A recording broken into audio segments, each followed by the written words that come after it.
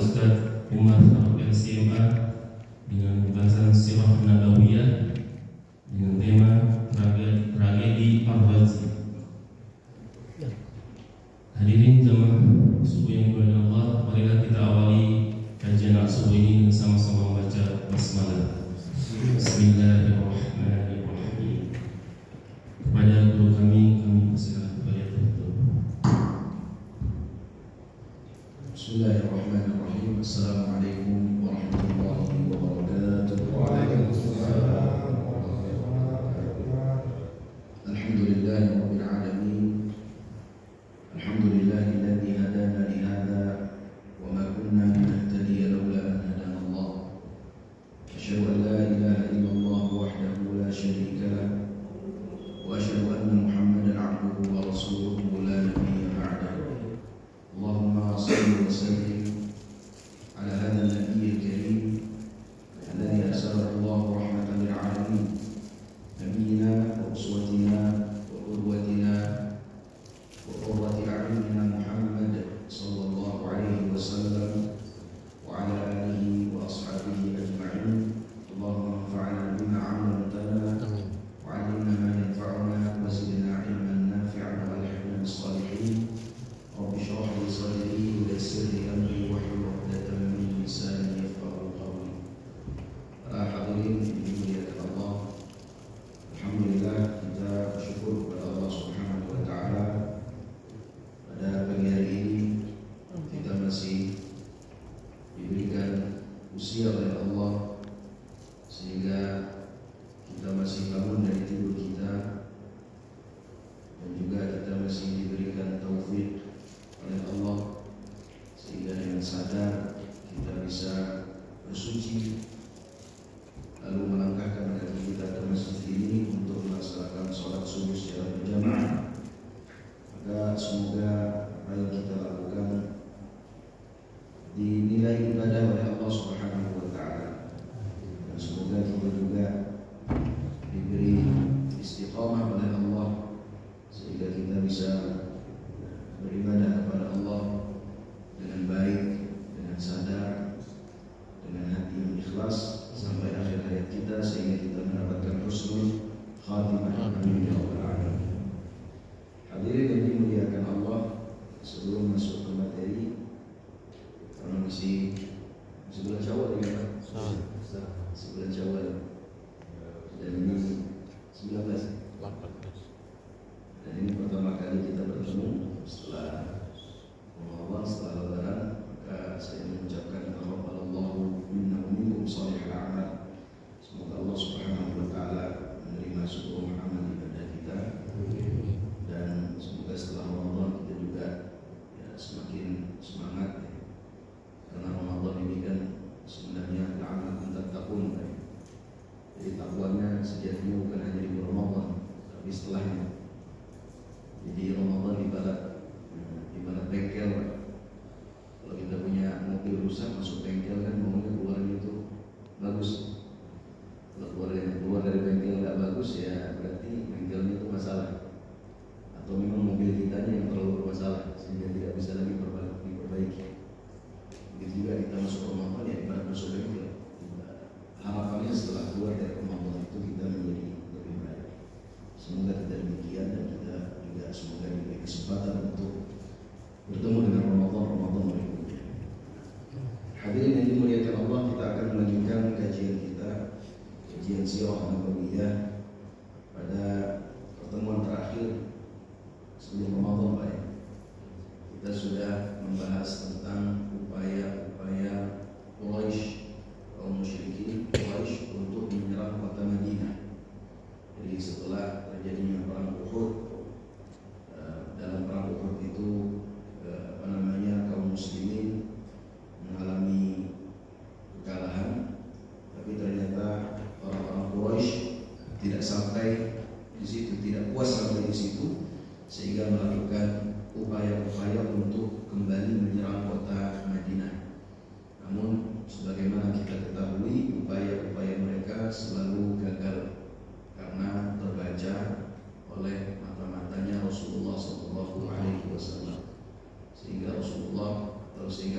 pasukan Rasulullah, pasukan khusus yang dikirim oleh Rasulullah itu bisa menahan serangan mereka, atau bahkan sebelum mereka melancarkan rencana mereka sudah ditahan oleh pasukan khususnya Rasulullah SAW. Terakhir yang kita bahas belum masuk ke tragedi Ar-Raji', tema kita pada hari ini adalah tragedi Ar-Raji'. Tragedi Ar-Raji'. Di Ar-Raji' ini satu tempat di antara Usfan dengan Makkah, sudah dekat dengan Makkah. Terakhir yang kita bahas ada namanya Sariyatu Abdullah bin Unais. Jadi Rasulullah SAW membaca rencana yang ingin dilakukan oleh kabilah Hudzail. Kabilah Hudzail ini punya pemimpin namanya Khalid bin Sufyan al-Hudzaili. Dia berencana ingin menyerang kota Madinah. Dia sudah gembor-gemborin kabilahnya, Pak, ingin menyerang kota Madinah. Namun lagi-lagi rencana ini terbaca oleh Rasulullah. Maka Rasulullah pada saat itu mengirim satu orang, Abdullah bin Unais, untuk melaksanakan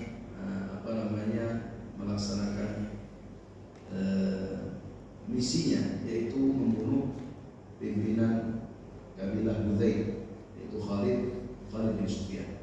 Maka singkat cerita dia terbunuh di tempatnya. Kabilah Hudzail akhirnya semakin emosi, semakin naik pitam. Mereka mau nyerang, mau mengejutkan kaum muslimin dengan serangan. Ternyata mereka dikejutkan terlebih dahulu. Ini kan zamannya zaman peperangan. Peperangan itu kan khid'ah. Peperangan itu tipu daya. Jadi masa peperangan ya masing-masing ya, berupaya untuk menipu daya lawannya. Kabilah Hudzail ingin menipu daya kaum muslimin, ternyata mereka kecolongan dulu. Kabilah pemimpinnya terbunuh oleh Abdullah bin Unais. Maka mereka pun naik pitam. Tapi namanya pemimpinnya sudah meninggal, mereka butuh rencana yang lebih matang. Biasanya begitu lah ya. Kalau satu pasukan atau satu komunitas, satu masyarakat ditinggal oleh pemimpin tertingginya, mereka tidak bisa lantas segera melakukan rencananya begitu ya. Tapi mereka butuh waktu sehingga merencanakan ulang, memikirkan ulang begitu ya, memilih pemimpin ulang. Sampai akhirnya terjadilah nanti peristiwa Ar-Raji'. Jadi peristiwa Ar-Raji' apa sebabnya? Sebabnya ada dua yang disebutkan oleh para ulama.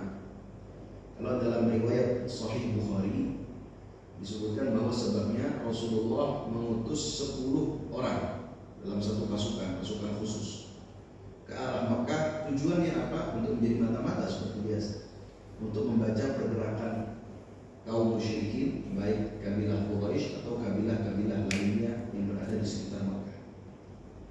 Sampai ketika nanti mereka sampai di Ar-Raji' itu, mereka tertangkap dan akhirnya mereka dibunuh. Ini sebab yang pertama. Ada juga sebab lain yang disebutkan oleh para ahli sejarah bahwa kabilah Hudzail yang tadi pemimpinnya dibunuh ini, mereka memikirkan satu rencana yang matang bagaimana mereka bisa membalas dendam terhadap kaum muslimin. Mereka tentu gak terima dong Pak, pimpinan dibunuh kan, gak terima. Jadi mereka pikirkan matang-matang apa kira-kira rencananya. Akhirnya mereka ini datang ke dua kabilah yang lain, yaitu kabilah Qurrah dan kabilah Adal. Kabilah Qurrah dan kabilah Adal. Tujuannya apa? Tujuannya mereka ingin melobi dua kabilah ini, sehingga dua kabilah ini mengirim utusan kepada Rasulullah SAW. Lalu utusan ini mengatakan, nanti utusan dari dua kabilah ini akan berkata kepada Rasulullah, wahai Rasulullah, sesungguhnya kabilah kami ini sudah masuk Islam.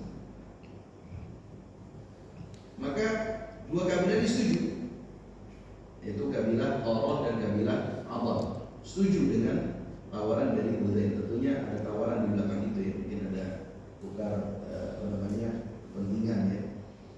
Sehingga berangkatlah utusan dari dua kabilah ini, kabilah Qarah dan kabilah Attab, menemui Rasulullah SAW. Lalu utusan ini berkata, ya Rasulullah, ya Muhammad, inna fina Islam. Wahai Muhammad, sesungguhnya kabilah kami ini sudah banyak masuk Islam. Fab'ath ilaina rajulan, fab'ath ilaina rusulaka yufaqihunana wa yuqribunana al-Qur'an wa yu'allimunana syari'at al-Islam. Maka utuslah utusan-utusan kamu kepada kami untuk agar mereka mengajarkan kepada kami syariat Islam dan membacakan kepada kami Al-Quran dan juga memahamkan kepada kami agama. Tentunya Rasulullah mendapatkan kabar seperti itu kan bahagia. Tentunya pasti bahagia karena ini posisinya strategis ya, dekat dengan Mekah. Kalau di sana ada umat Islam, ya tentunya artinya menunjukkan bahwa umat Islam ini semakin menyebar, bahkan semakin dekat ke Mekah. Yang notabene di sana ada Baitullah Al-Haram, ada Al-Ka'bah Al-Musharrafah, dan juga kampung atau kampung halaman Rasulullah SAW. Rasulullah sangat senang mendengar kabar tersebut. Padahal itu adalah tipu daya yang dilakukan oleh mereka. Maka Rasulullah tidak berpikir panjang. Rasulullah utus 10 orang. 10 orang yang mereka ini adalah para hafidz Al-Quran. Tentunya hafiz Al-Quran, para menghafal Al-Quran yang belum 30 juz ya. Karena Al-Quran kan belum 30 juz pada saat itu. 30 juz itu kan sampai beberapa saat sebelum Rasulullah. Intinya penghafal Al-Quran yang turun, yang ada pada saat itu yang sudah diwahyukan oleh Allah kepada Rasulullah SAW. Jadi mereka ini diutus 10 orang di bawah pimpinan Asim bin Thabit Al-Ansari. Berangkatlah mereka. Ketika mereka dalam perjalanan, tentunya perjalanan dari Madinah ke tempat mereka itu tidak dekat, tidak jauh, karena ini sudah ke arah Mekah, ratusan kilo juga. Pada saat ketika mereka sampai di satu tempat dekat dengan perkampungan kabilah Hudzail, mereka ini istirahat, dan mereka dalam istirahat itu memakan sesuatu, yaitu kurma yang mereka bawa dari Madinah. Dan memang kebiasaan utusan-utusan Rasulullah, mereka itu tidak meninggalkan jejak sama sekali. Jadi kalau ada biji-biji kurma itu mereka tidak tinggalkan, Pak.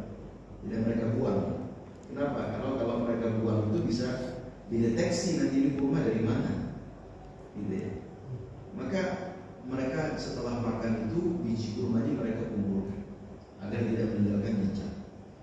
Namun qadarullah, ada satu biji yang jatuh di perkampungan itu, dekat perkampungan Hudzail. Satu biji yang jatuh. Setelah mereka pergi, tidak lama setelah mereka pergi, datanglah wanita Hudzail yang sedang mengembalakan kambing, menemukan biji kurma itu. Lalu dia berpikir, ini biji kurma ini nggak ada di sini. Ini biji kurma yang mereka bawa adalah kurma ajwa, kurma yang kecil, bijinya kecil. Nah, di daerah sini, kata wanita itu, tidak ada biji kurma seperti ini. Ini berarti ada orang dari luar perkampungan sini yang sedang datang di sini. Jadi dia teliti lagi dan dia tahu, oh ini kurma Madinah. Kalau sudah dari Madinah, berarti yang datang adalah utusannya Muhammad. Maka dia segera berteriak untuk memanggil kabilahnya. Sesungguhnya pasukan Muhammad sudah sampai dekat sini. Ini kan yang mereka tunggu-tunggu, Pak. Ya kan? Ini kan yang mereka tunggu-tunggu, yang mereka rencanakan sejak terbunuhnya pimpinan mereka, yaitu Khalid bin Sufyan bin Nubaih Al-Hudhali. Mereka sampai nego kepada dua kabilah supaya ngaku-ngaku masuk Islam, gitu ya. Akhirnya utusan Muhammad yang mereka tunggu-tunggu ini sudah sampai dekat perkampungan mereka. Maka ketika mendengar kabar dari wanita itu, kabilah Hudzail langsung berangkat. 100 orang langsung berdiri, bawa senjata lengkap. Diikutilah itu jejak utusan Rasulullah tanpa disadari oleh utusan Rasulullah. 10 orang saja. Sampai ketika akhirnya di satu tempat mereka langsung disergap. 10 orang lawan 100 orang. Dan pasukan Rasulullah atau utusan Rasulullah pada saat itu berlindung naik ke atas dataran yang agak tinggi begitu ya. Bukit cuma bukan bukit yang besar, bukit kecil. Dikepung bukit itu oleh 100 orang. Maka kabilah Huzail ini berkata, in nazaltum ilaina la naqtulu minkum rajulan. Mereka berkata, lakumul ahdu wal mitsaq. In nazaltum ilaina la naqtulu minkum rajulan. Kalian bisa pegang janji dan perkataan kami. Kalau kalian turun menyerahkan diri, maka kami tidak akan membunuh seorang pun dari kalian. Ini kata mereka, kata kabilah Huzail. Maka Asim, pimpinan utusan Rasulullah ini berkata, amma ana fala anzilu fi dhimmati kafir. Adapun saya, maka saya tidak akan turun, tidak akan berani berada di bawah jaminan orang kafir. Itu kata Asim. Kenapa Asim bisa berkata demikian? Karena memang selama ini dalam peperangan rekod orang-orang kafir itu tidak baik. Mereka selalu berkhianat. Rekodnya demikian. Jadi kalaupun mereka mengatakan kami tidak akan membunuh kalian, menurut prediksi Asim, kalau mereka turun tetap akan dibunuh. Jadi daripada dibunuh dalam keadaan terhina menyerahkan diri, lebih baik kita lawan. Gitu ya. Kalaupun harus terbunuh juga, terbunuh tapi dalam keadaan melawan, bukan dalam keadaan menyerahkan diri. Maka akhirnya hadirin yang dimuliakan Allah, mereka pun 10 orang ini melawan 100 orang, tentunya tidak seimbang. Maka dengan mudah 10 orang ini ditumbangkan. Maka Asim pun akhirnya juga meninggal dunia, mati syahid. Yang tidak di tubuhnya itu banyak sekali luka-luka. Banyak sekali luka-luka. Dan para sahabat yang lain juga mati syahid. 7 orang mati syahid. Sehingga dari 10 ini tinggal 3. Dari 10 tinggal 3, yaitu Khubayb bin Adi, lalu Zaid bin Dithinnah, dan yang terakhir adalah Abdullah bin Tariq. Dari 10 tinggal 3. Ini tentu kalau kita bayangkan keadaannya yang begitu tidak diprediksi, Pak. Secara psikologis mereka juga mungkin tidak siap. Karena berangkatnya itu kan dengan harapan mereka disambut. Ya kan, berangkatnya dalam keadaan bahagia, senang. Ada satu kabilah masuk Islam, mereka ingin datang ke sana mengajarkan syariat dan mengajarkan Al-Quran. Jadi ya memang secara psikologi ya berangkatnya itu dalam keadaan senang. Tiba-tiba mereka disergap gitu ya. Tentunya tidak siap. Maka 7 orang meninggal dunia, mati syahid, dan sisa 3 orang tadi Khubayb bin Adi, Zaid bin Dithinnah, dan Abdullah bin Tariq. Akhirnya mereka pun diikat di borgol, ditawan. Hadirin yang dimuliakan Allah, maka Abdullah bin Tariq ini merasa tidak terima. Akhirnya dia juga berusaha melawan. Yang namanya 1 lawan 100 berarti Pak. Abdullah bin Tariq akhirnya juga dengan mudah dibunuh, ya, mati syahid juga. Akhirnya tinggal 2, yaitu Khubayb bin Adi dan Zaid bin Dithinnah. Akhirnya mereka berdua ini dibawa ke pasar. Tujuannya apa? Tujuannya untuk dijual. Rupanya kabilah Huzail ini menepati janjinya gitu ya. Tadi kabilah Huzail mengatakan kalau kalian turun tidak kami bunuh. Rupanya dia menepati janjinya. Tidak dibunuh, tapi dijual di pasar. Dibawa ke Mekah, ke pasar yang menjual budak-budak itu. Mereka berdua dibawa. Maka karena mereka berdua ini termasuk orang yang ikut perang Badar, begitu ya, termasuk ikut perang Badar. Ketika perang Badar, Khubayb ini membunuh Al-Harith bin Amir, seorang tokoh dari musyrikin Mekah. Perang Badar ini kan terjadi pada tahun 2 Hijriah. Nah, ini kurang lebih terjadi pada tahun 4 Hijriah. Jadi 2 tahun setelah. Orang-orang musyrikin Quraisy kan masih mengalami kesedihan yang luar biasa. Ya kan, karena ketika perang Badar mereka kehilangan banyak tokoh-tokoh gitu. Di antaranya adalah Al-Harith bin Amir bin Naufal yang dibunuh oleh Khubayb. Lalu Zaid bin Dithinah itu punya peran dalam membunuh Umayyah bin Khalaf. Jadi ketika mereka dijual di Mekah, orang-orang Quraisy ini kan tahu keluarga mereka ketika perang Badar itu dibunuh oleh siapa gitu ya. Ketika mereka melihat Khubayb dan melihat Zaid, mereka itu langsung senang. Senang karena apa? Karena mereka bisa membalas dendam kepada orang-orang yang telah membunuh keluarga mereka. Tidak pikir panjang, keluarganya Al-Harith bin Amir langsung membeli Khubayb. Kenapa? Karena Khubayb tadi yang membunuh Al-Harith bin Amir ketika perang Badar. Keluarganya Umayyah bin Khalaf. Kalau kita flashback lagi, Pak Umayyah bin Khalaf itu dulu adalah majikannya atau tuannya Bilal bin Rabah.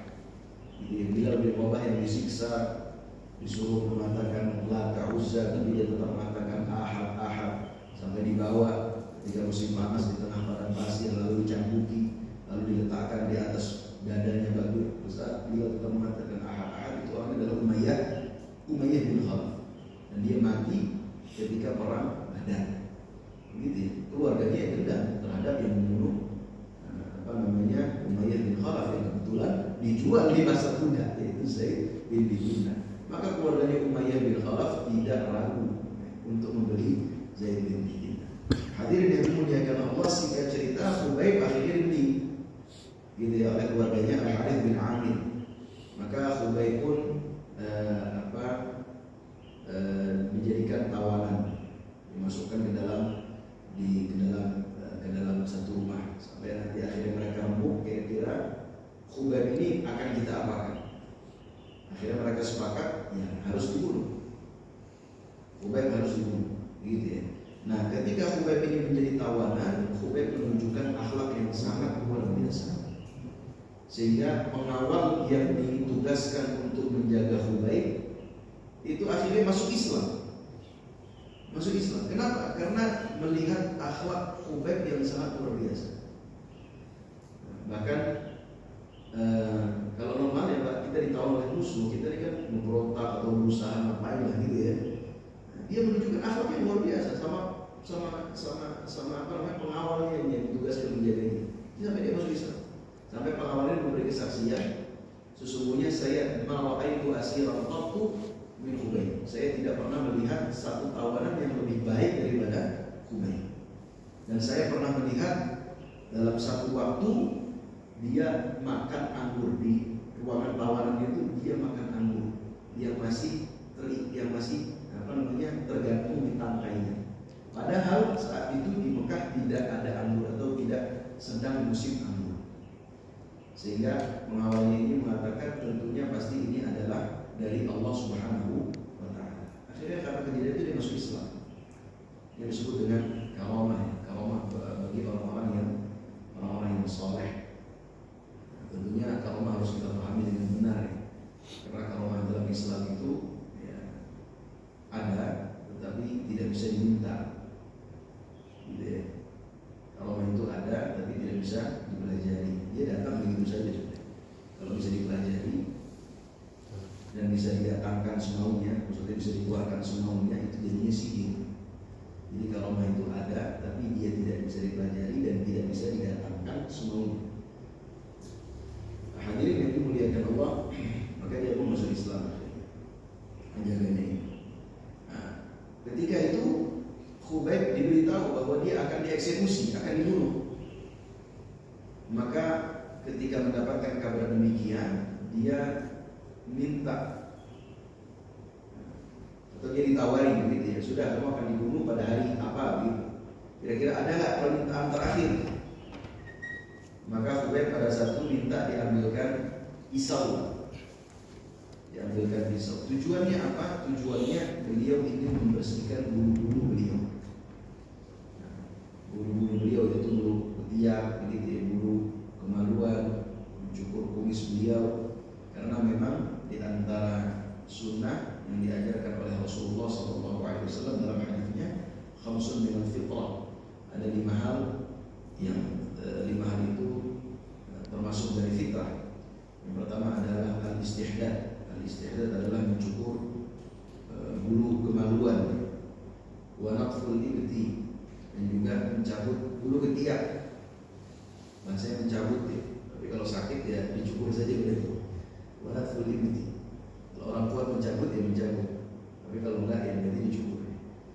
Lalu wa qassus syaribi, yaitu mencukur kumis, wa taqlimul adfar, dan juga menggunting kuku, dan itu bagian dari fitrah.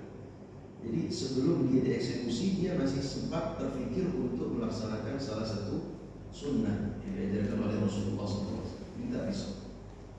Setelah dia membersihkan bulu-bulunya, pisau itu masih ada di tangan dia, masih ada di tangan Khubayb. Tiba-tiba ada anak kecil dari keluarganya Al-Harith bin Amir yang lepas dari pengawasan ibunya, dia datang ke Khubayb, datang ke ruangannya Khubayb, lalu duduk di pangkuannya Khubayb. Khubayb masih pegang pisau.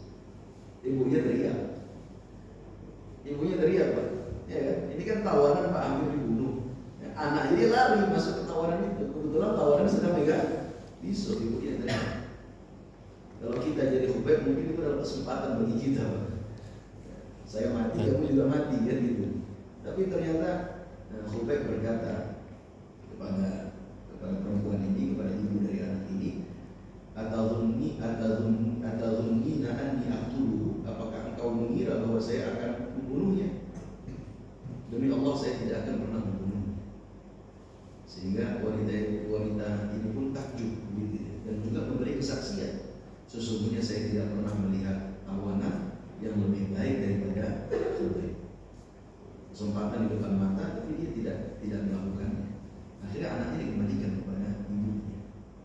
Maka hadirin yang dimuliakan Allah, setelah itu Khubayb dibawa keluar dari tempat itu, dari Mekah, karena itu di Mekah ya posisinya, dijual di Mekah, dibawa ke Tan'im, sebuah daerah namanya Tan'im. Kalau bapak-bapak pernah umrah, biasanya umrah kedua itu ngambil miqatnya dari Tan'im. Umrah pertama kalau kita dari Indonesia berangkatnya langsung ke Mekah, biasanya di pesawat kita ambil miqatnya. Tapi kalau kita ke Madinah dulu, berangkat umrah berarti dari Madinah, itu ngambil miqatnya kan di Bir'ani, di Dzulhulaifah, nama lain dari Bir'ani. Nah, setelah umrah biasanya travel nawarin tuh, siapa yang umrah lagi kan gitu ya. Nah, dibawa keluar dari hudud haram, dari batas tanah haram itu. Nah, daerah itu yang paling dekat namanya Tan'im. Jadi di situ ada masjid Aisyah ya, kalau tidak salah namanya, di Tan'im. Hadirin yang dimuliakan Allah, kenapa dibawa ke Tan'im? Karena mereka sangat menghormati tanah haram. Jadi mereka orang jahiliyah, tapi di masa jahiliyah juga sudah terbentuk satu pemahaman bahwa tanah haram ini harus dihormati. Mereka lebih hormat lagi, khususnya setelah terjadinya peristiwa tahun gajah itu, tahun di mana Rasulullah lahir. Ketika Abraham ingin menodai Ka'bah, ingin menghancurkan Ka'bah, Allah bela Ka'bah dengan burung ababil dan begitu. Artinya mereka sudah sadar betul bahwa tanah haram ini memang di bawah penjagaan Allah. Karena orang-orang jahiliyah percaya akan adanya Allah gitu ya. Mereka percaya akan adanya Allah, tapi mereka melakukan kesyirikan karena mereka juga menyembah berhala. Nah, hadirin yang dimuliakan Allah, jadi mereka bawa itu Khubayb ke Tan'im, lalu diikatlah di sebuah batang, sebuah kayu, diikat.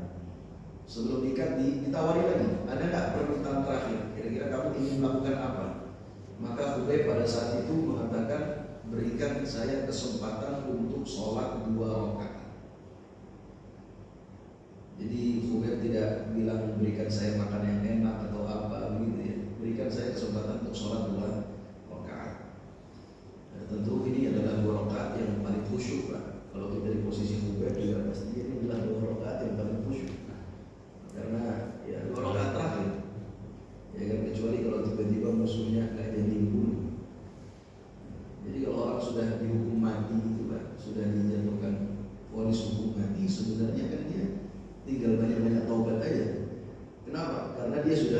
kapan dia mati kan gitu.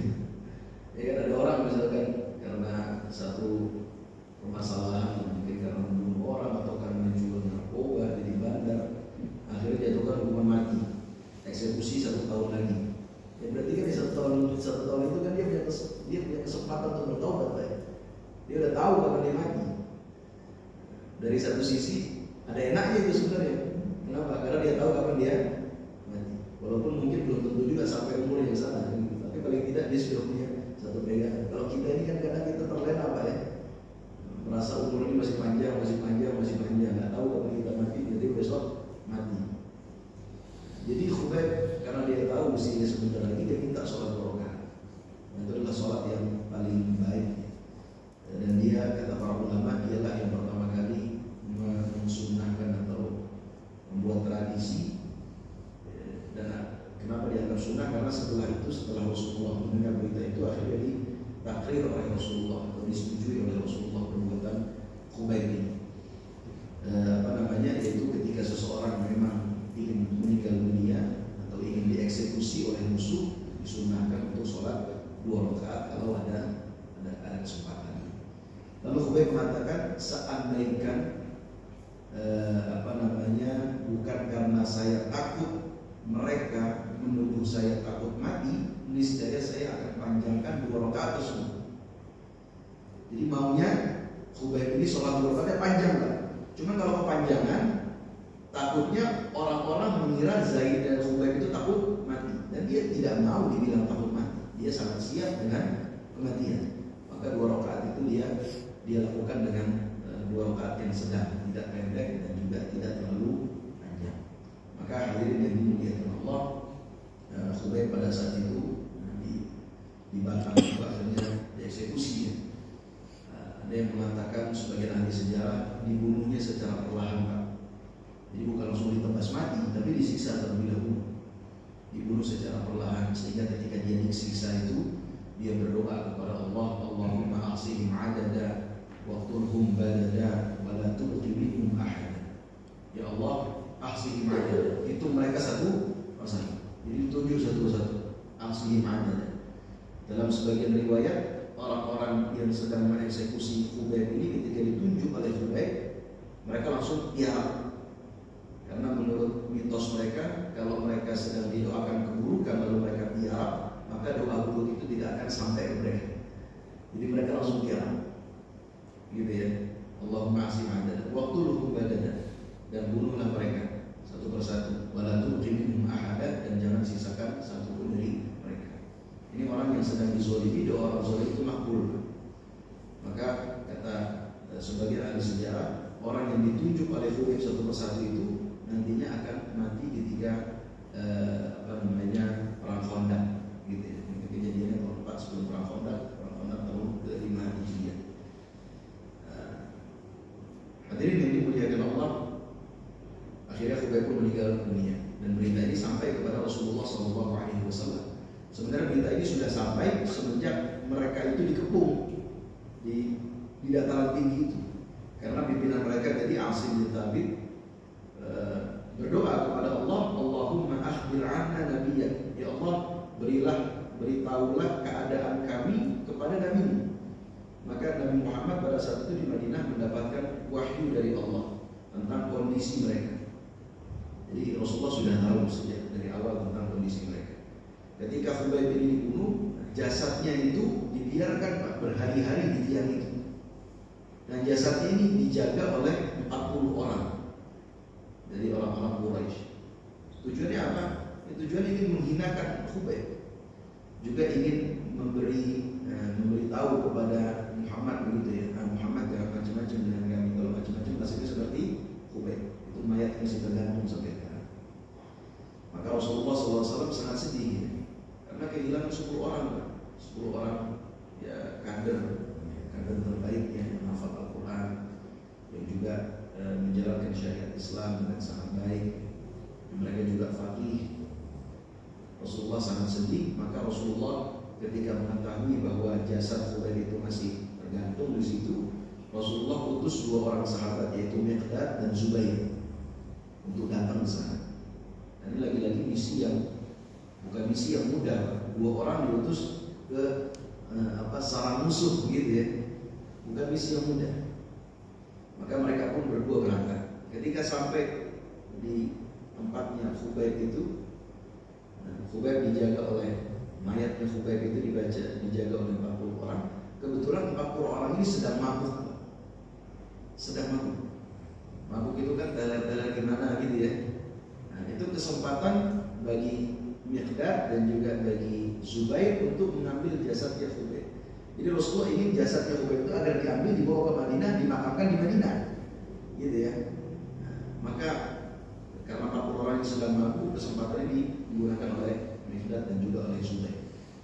Diturunkanlah mayat Khubayb itu, dicopot ikatannya satu persatu sampai mayat Khubayb jatuh ke tanah, lalu mereka naikkan ke atas kuda. Ketika naik di atas kuda, ternyata dari 40 orang yang mabuk ini ada sebagian orang yang mabuknya belum terlalu mabuk, Pak. Jadi masih sadar-sadar, gitu ya. Dia melihat kok samar-samar itu mayat Khubayb dibawa oleh 2 orang. Akhirnya dia teriak. Ketika kawan-kawan yang lain mendengar teriakan ini, jadi sadar lagi gitu ya. Belum sadar 100%, tapi sadar ya. Akhirnya mereka dikejar, pacuan kuda semakin kencang. Mereka akhirnya semakin sadar, gitu ya. Dan Miqdad beserta Zubair tadi juga semakin memacu kudanya. Karena terburu-buru tadi ketika menaikkan Khubayb, maka jasad Khubayb ini pun akhirnya posisinya tidak baik dari kuda itu, akhirnya terjatuh. Dan ketika terjatuh, para ahli sejarah mengatakan dia langsung seperti ditelan oleh tanah, sehingga sampai sekarang jasadnya Khubayb itu tidak diketahui. Allah menyelamatkan jasad Khubayb agar tidak dihinakan oleh orang-orang kafir Quraisy. Setelah itu mereka berdua kembali ke kota Madinah. Hadirin yang dimuliakan Allah, itu kisahnya Khubayb. Tadi kan sudah bilang ada Khubayb dan juga ada Zaid bin Dithinnah. Zaid bin Dithinnah ini dibeli oleh keluarganya Umayyah bin Khalaf. Dibeli oleh keluarganya Umayyah bin Khalaf. Dibeli oleh anaknya Safwan bin Umayyah bin Khalaf. Nanti ini Safwan juga akhirnya masuk Islam. Safwan akhirnya juga masuk Islam. Jadi kalau kita lihat bagaimana para sahabat pada saat itu, bagaimana mereka sifat memaafkan itu luar biasa. Ketika para sahabat nantinya akhirnya sudah pada masuk Islam, gitu ya. Itu kan kalau mereka ungkit-ungkit kejadian dulu, mungkin mereka akan cekcok, akan pecah, ya kan? Oh, kamu Safwan yang sudah membunuh Zaid, ya kan? Abu Sufyan yang telah menyerang kota Madinah, Khalid bin Walid telah membunuh berapa orang sahabat pada saat itu. Tapi akhirnya mereka masuk Islam. Kalau kita bayangkan, ya mungkin tidak mudah begitu ya, untuk menjadi para sahabat pada saat itu, karena keluarganya dibunuh oleh orang-orang yang akhirnya masuk Islam gitu. Kalau mereka tidak punya sifat maaf yang tinggi, itu mungkin sudah cekcok, sudah pecah para sahabat. Tapi tidak demikian. Jadi Zaid itu dibeli oleh Safwan bin Umayyah. Safwan bin Umayyah bin Khalaf. Tujuannya dibeli tadi untuk membalas dendam ayahnya, yaitu Umayyah bin Khalaf. Lalu akhirnya Zaid ini tidak lama langsung dibawa ke Tan'im seperti Khubayb ini. Dibawa ke Tan'im, dan pada saat itu ada Abu Sufyan yang menyaksikan. Abu Sufyan juga menyaksikan Zaid dibawa ke Tan'im. Abu Sufyan pada saat itu masih musyrik juga, masih kafir. Nanti kan Abu Sufyan sama Safwan itu masuk Islamnya itu bareng, yaitu ketika Fathu Makkah. Jadi 2 orang ini masuk Islam itu bareng ketika Fathu Makkah. Safwan bin Umayyah dan Abu Sufyan. Hadirin yang dimuliakan Allah, maka Abu Sufyan pada saat itu bertanya, ngejek istilahnya, ngejek Zaid. Dia berkata, "Anshudukallah ya Zaid, atuhibbu anna Muhammadan indana al-an fi makanika nadribu unuqahu wa annaka fi ahlik." Kira-kira mau gak kalau Muhammad itu, kamu bayangkan Muhammad ini berada di posisimu sekarang dan kamu sekarang berada bersama keluarga. Kira-kira mau nggak? Tujuannya apa sih pertanyaan ini? Tujuannya ini ingin membuat don, Pak, membuat don Zaid, gitu ya. Ingin agar Zaid itu seakan-akan menyalahkan Muhammad, ya kan? Kenapa Zaid bisa di posisi ini? Ya karena ikutin Muhammad. Nah, Nah, ini dibuat seperti itu. Jadi memang orang yang akhirnya memilih ajaran Islam, orang yang berhijrah begitu ya, bukan artinya tidak akan dipuji oleh Allah. Pasti dia akan mengalami pujian-pujian yang banyak. Tapi kalau orang hijrahnya itu ikhlas, maka dia akan mengalami pujian itu yang biasa saja. Dia tidak akan menyalahkan Islamnya, dia tidak akan menyalahkan ajaran Nabi Muhammad. Gara-gara ikutin Muhammad saya jadi susah. Jadi pertanyaan itu dilontarkan oleh Abu Sufyan tujuannya agar Zaid ini nantinya menyalahkan Muhammad. Jadi ya enak dengan Muhammad ya di Madinah bersama keluarganya, saya di sini ditawan. Coba saya ingin ikutin Muhammad, masih aman hidup saya. Tujuannya adalah demikian pertanyaan itu. Tapi ternyata Zaid ini imannya kuat. Beliau mengatakan, "Wallahi ma uhibbu anna Muhammadan al-ana fi makani alladhi huwa fihi tusibu syaukatun tudhi wa inni jalisun fi ahli." Jangankan Muhammad di sini, jangankan Muhammad di sini ingin kalian bunuh. Muhammad di rumahnya saja kena duri, saya tidak rela. Gitu ya. Apalagi Muhammad sampai di sini. Maka Abu Sufyan pada saat itu cukup takjub dengan jawaban dari Zaid bin Bithinnah ini. Dia mengatakan, "Ma ra'aitu minan nasi ahadan yuhibbu ahadan ka hubbi ashabi Muhammadin Muhammadan." Sungguh saya tidak pernah melihat seseorang yang mencintai orang lain sebagaimana para sahabat mencintai Rasulullah Shallallahu Alaihi Wasallam. Juga para sebagian ulama mengatakan ini cikal bakal Abu Sufyan itu mulai tertarik untuk mengikuti Rasulullah SAW. Kenapa? Karena keteguhan para sahabat Rasulullah SAW. Jadi memang dalam kita beragama ini, dalam kita berdakwah, ya tidak bisa kita mencela para mengikuti kepentingan, gitu ya. Nanti orang kita dakwahi akhirnya juga orang ini orang Islam ini mencela gitu. Tapi harus teguh.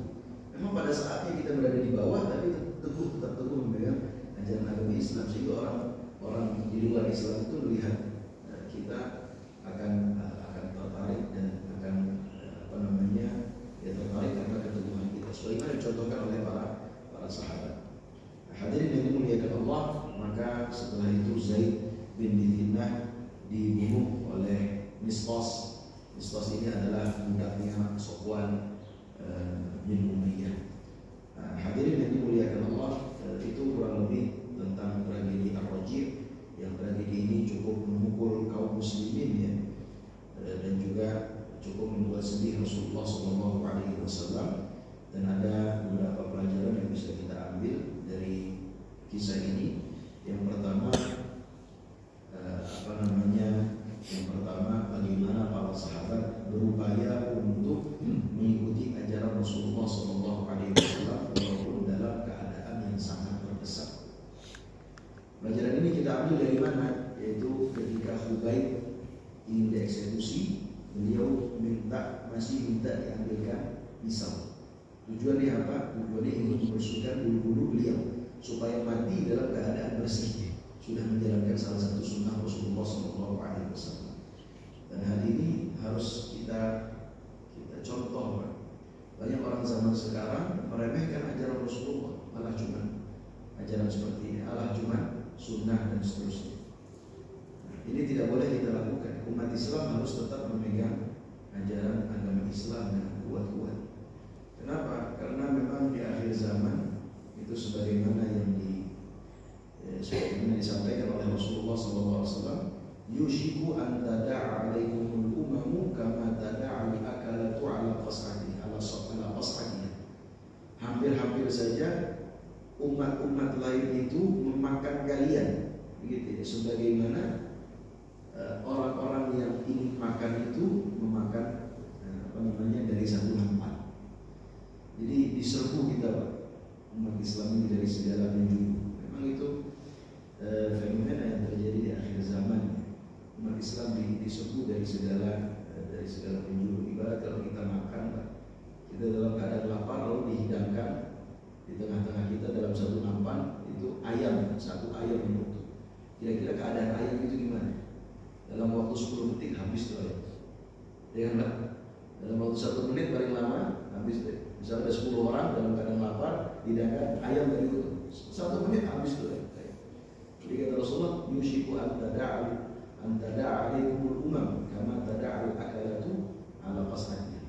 Jadi begitu perumpamaan, begitu analogi ya yang diberikan oleh Rasulullah tentang keadaan umat di akhir zaman. Maka para sahabat pada situ bertanya, amin qillatin ya Rasulullah, apakah umat Islam di akhir zaman akan seperti itu, akan diserbu, dijadikan santapan? Apakah karena jumlah mereka sedikit, wahai Rasulullah? Kata Rasulullah, bal antum katsirun, justru kalian jumlahnya banyak. Lakinnakum utharun ka utharis sayyid, tapi kalian seperti buih di lautan, atau mengambil misalnya. Kenapa bisa demikian? Karena dua hal, yaitu wahan dan juga yaitu karena hubud dunia wa karahiyatul maut, karena cinta dunia dan juga benci mati, takut mati. Maka dalam riwayat yang lain para sahabat mengatakan, lalu bagaimana kita mengatasinya? Maka Rasulullah menjawab, Allah tidak akan mengembalikan izzah bagi kalian sampai kalian menjalankan agama kalian. Jadi sebab kenapa umat Islam itu bisa mundur karena umat Islam banyak yang tidak menjalankan ajaran agamanya. Dulu umat Islam bisa maju, kenapa? Karena ajaran agama sekecil apapun tidak mereka remehkan. Jadi kalau kita ingin kembali menjadi umat yang jaya, maka marilah kita kerjakan ajaran Rasulullah dari yang kecil sampai yang besar. Dari yang kecil sampai yang besar, insya Allah dengan demikian Allah akan kembali mengembalikan kejayaan umat Islam. Hadirin yang dimuliakan Allah, juga di antara pelajaran yang bisa kita ambil dari kisah ini bahwa pengkhianatan itu bukan tradisi umat Islam. Dalam melakukan peperangan, umat Islam itu tidak akan pernah berkhianat, begitu ya. Tipu daya iya, tapi bukan berkhianat. Tipu daya dalam artian melaksanakan satu strategi supaya mengalahkan musuh, iya. Tapi berkhianat itu tidak akan pernah dilakukan oleh Rasulullah dan juga oleh pasukannya. Berkhianat itu apa sih? Sudah terjadi perjanjian, Rasulullah mengkhianatinya, itu tidak pernah. Ini kan tadi berkhianat, berarti dia kan. Jadi dia mengatakan ada di antara kami yang sudah masuk Islam, Rasulullah utus, tapi ternyata itu adalah khianat yang dilakukan oleh kabilah Udail, kabilah Qurah dan kabilah Adab. Kalau Rasulullah SAW tidak pernah melakukan hal yang demikian. Ketika Rasulullah melakukan perjanjian Hudaybiyah pada tahun ke-6 Hijriah, di antara perjanjiannya adalah gencatan senjata selama 10 tahun, maka Rasulullah lakukan itu. Walaupun nanti tahun 8 Rasulullah serang kota Mekah, itu adalah karena mereka berkhianat, mereka yang menyerang duluan, gitu ya.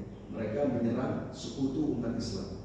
Dan perjanjian itu tidak boleh berperang antara kaum muslimin dengan kafir Quraisy maupun dengan sekutunya. Yang bersekutu dengan kaum muslimin tidak boleh diserang. Yang bersekutu dengan kaum kafir Quraisy tidak boleh diserang. Ternyata ada kabilah yang bersekutu dengan kaum muslimin diserang oleh mereka. Di mereka yang melanggar janji. Juga di antara isi perjanjian Hudaybiyah bahwa kalau ada orang kafir dari Madinah ke Mekah, maka tidak boleh dicari. Tapi kalau ada umat Islam yang kabur dari Mekah ke Madinah, maka harus dikembalikan. Itu di antara isi perjanjiannya.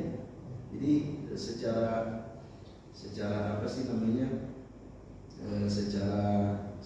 logika sepintas itu merugikan umat Islam, gitu ya. Jadi kalau ada orang kabur dari Madinah ke Mekah tidak boleh dicari. Tapi kalau ada orang kabur dari Mekah ke Madinah, itu harus dikembalikan ke Mekah. Maka ada yang kabur pada salah satu umat Islam yang ada di Mekah kabur ke Madinah, tapi karena perjanjian harus dikembalikan, Rasulullah kembalikan ke Mekah. Dan ada yang kabur dari Madinah, Rasulullah tidak cari, karena begitu isi perjanjiannya, Rasulullah tidak mengkhianatinya. Nanti insya Allah akan kita bahas lebih detail lagi ketika pembahasan perjanjian Hudaybiyah. Intinya bahwa pengkhianatan itu bukan bagian dari ajaran agama Islam. Nah, hadirin yang dimuliakan Allah, semoga kisah ini menginspirasi kita dan juga membuat kita semakin cinta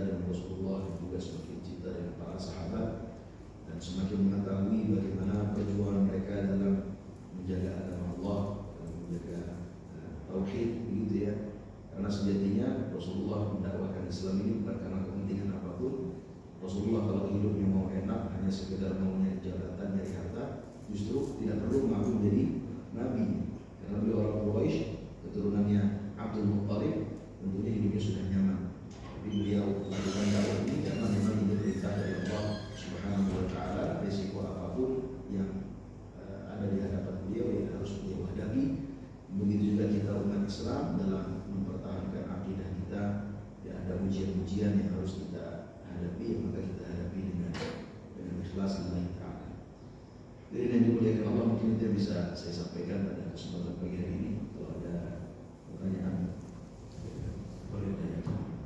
Silakan. Assalamualaikum warahmatullahi wabarakatuh. Waalaikumsalam. Masih ilmunya begini. Ada satu dua pertanyaan kan sama tentang peristiwa Ar-Raj'i ini ya. Ini terjadi pada tahun berapa Hijriah? Dan apakah ini peristiwa pertama dalam sejarah Islam di mana para hafiz Quran, pembaca Quran itu dibunuh atau dibantai oleh kaum yang ingin belajar, dia mengatakan ingin belajar Islam, mungkin akhirnya mereka kan berkhianat atau bertipu daya. Itu yang pertama. Yang kedua tentang tadi kita katakan Ustaz bahwa dalam Islam berkhianat itu dilarang atau haram, tapi bertipu daya atau bersiasat itu enggak apa-apa, bagian dari strategi untuk bukan melawan. Tetapi kan realitasnya sekarang kan, itu antara tipu daya sama khianat itu beti, beda-beda tipis. Jadi ketika orang itu bersiasat, kadang-kadang tanpa terasa ataupun dia sengaja itu juga berkhianat dengan komitmen awal. Realitasnya kalau kita lihat di kehidupan kita sehari-hari ya, dalam konteks politik nasional itu sering terjadi itu yang beti tadi itu. Nah, ini gimana kita menyikapinya? Yang ketiga tentang tadi ya, mencubur untuk kemaluan, ketika itu bagian dari sunnah Rasulullah. Ya, mohon dijelaskan lebih lanjut lagi karena mungkin kita sebagai dari kita ini malah berpikiran yang sebaliknya, itu bukan bagian dari sunnah. Iya, mungkin ubah aja. Itu aja kan. Terima kasih. Assalamualaikum warahmatullahi wabarakatuh. Yang pertama, peristiwa Ar-Raj'i ini terjadi pada tahun berapa Hijriah? Terjadi kurang lebih pada tahun 4 Hijriah. Sebelum Fathul Mekah. Sebelum perang Khandaq. Jadi setelah perang Uhud, itu perang Uhud kan tahun ketiga Hijriah. Setelah perang Uhud, umat Islam kalah, namun orang kafir Quraisy ini belum puas, dia melakukan upaya-upaya untuk menyerang kembali kota Madinah, tapi juga tidak berhasil. Dari puncaknya ketika pergerakan dari Bani Hudayl itu berhasil dibaca oleh Rasulullah sehingga pemimpinnya itu dibunuh, yaitu Khalid bin Sufyan atau Hudayl itu berhasil dibunuh oleh Abdullah bin Unais. Itulah yang menyebabkan kabilah Hudayl ini melakukan tipu daya begitu ya terhadap Rasulullah.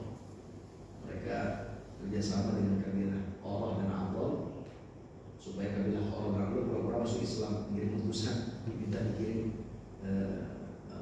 pengajar. Ternyata ya, tidak ada masuk Islam di sana, sampai di sana dibunuh. Jadi kurang lebih terjadi pada tahun 4 Hijriah. 4 Hijriah itu yang pertama.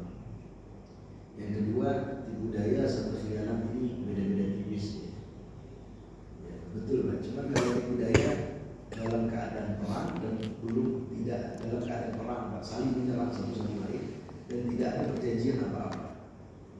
Jadi, maka ya mereka kedua belah pihak yang berperang ini saling melakukan tipu daya supaya bisa menyerang satu sama lain. Tapi kalau khianat ketika dalam masa peperangan lalu terjadi perjanjian antara dua kubu. Nah, kalau perjanjian ini dilanggar itu yang disebut dengan khianat gitu ya. Itu yang saya baca dari dari sejarah. Kalau Rasulullah sudah ada perjanjian walaupun dengan pihak musuh, maka Rasulullah tidak akan melanggar perjanjian tersebut. Kalau beliau melanggar, maka itu yang disebut dengan khianat. Tapi kalau tidak ada perjanjian apa, memang dalam kondisi perang ini, bukan dalam kondisi damai ya. Kalau kita kan di Indonesia tidak dalam kondisi perang, dalam kondisi damai. Ini dalam kondisi perang yang memang bunuh-bunuhan sudah. Begitu kan, tidak ada jalan tengah, memang sudah bunuh-bunuhan. Ya, mereka yang melakukan tipu daya untuk mengalahkan musuh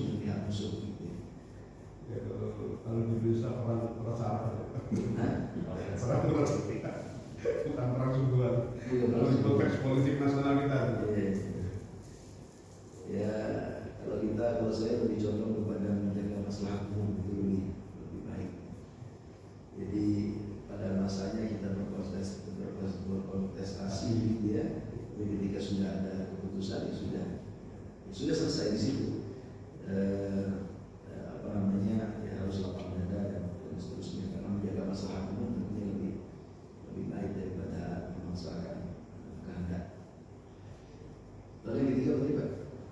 Itu sudah pertama ya juga. Oh iya, pembunuhan itu. Para kufas itu. Iya, itu peristiwa yang pertama. Peristiwa yang pertama. Setelah itu ada peristiwa berikutnya. Ada Bi'ir Ma'unah sama Rasulullah juga. Dan di timur juga. Dan ada kejadian-kejadian. Saya rasa yang kedua itu yang besar. Jadi para kufas juga banyak terbunuh ketika perang yang Yamamah. Rasulullah sudah wafat itu lawan Musailimah Kadzdzab, sehingga nanti Abu Bakar inisiatif agar Al-Quran ditulis gitu. Karena sebelumnya Al-Quran tidak ditulis secara resmi. Lalu tadi tentang sunnah itu ya, memotong bulu yang ada. Tentunya kalau jenggot memang sunnahnya dipanjangkan. Kalau jenggot, tapi kalau yang lainnya kumis, lalu ketiak, lalu apa tadi, bulu kemaluan, begitu ya, lalu kuku, maka para ulama membahas sebisa mungkin tidak kita biarkan lebih dari 40 hari. Jadi tidak kita biarkan lebih dari 40 hari. Jadi kalau sudah kelihatan agak panjang ya dibersihkan. Dan saya rasa juga akan terasa lebih bersih dan lebih menarik ya kalau bersih. Kalau banyak bulunya kan, bulu di tempat-tempat tertentu ya, bulu di ketiak, karena bulu di ketiak itu kan jadi kurang menarik kan. Istri misalkan ketiak, bulu ketiaknya banyak, jadi kurang menarik. Laki-laki juga bulu ketiaknya banyak, jadi itu juga bagian dari perhatian terhadap hak suami dan istri. Jadi itu sunnah Rasulullah, sebisa mungkin tidak kita biarkan lebih dari 40, tidak biarkan lebih dari 40 hari.